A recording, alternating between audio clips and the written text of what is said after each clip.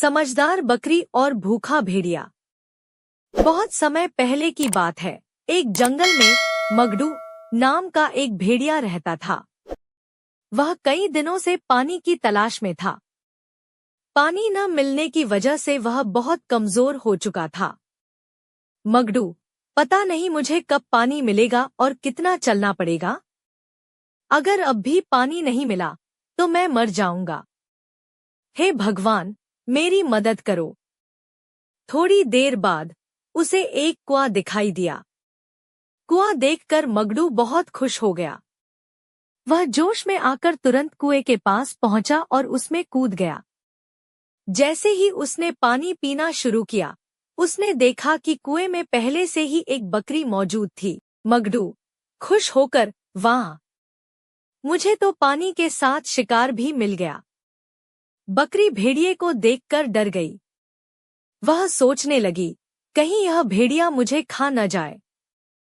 मगडू पानी पीने में मग्न था। आह, कितना मीठा पानी है। पानी पीने के बाद जब उसने ध्यान से कुएं को देखा तो चिंतित हो गया। मगडू घबराकर, अरे, मैंने क्या किया? मैंने तो यह सोचा ही नहीं कि कुएं से बाहर कैसे निकलूंगा।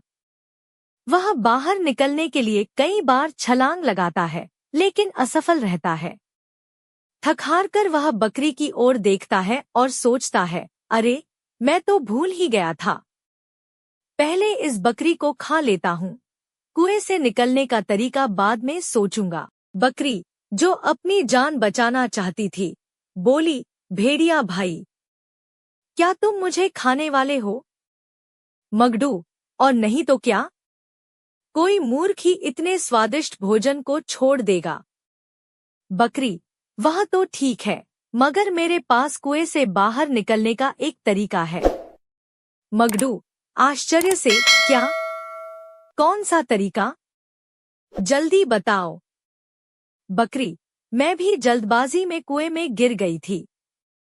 बाद में मुझे समझ आया कि यह बहुत गहरा है।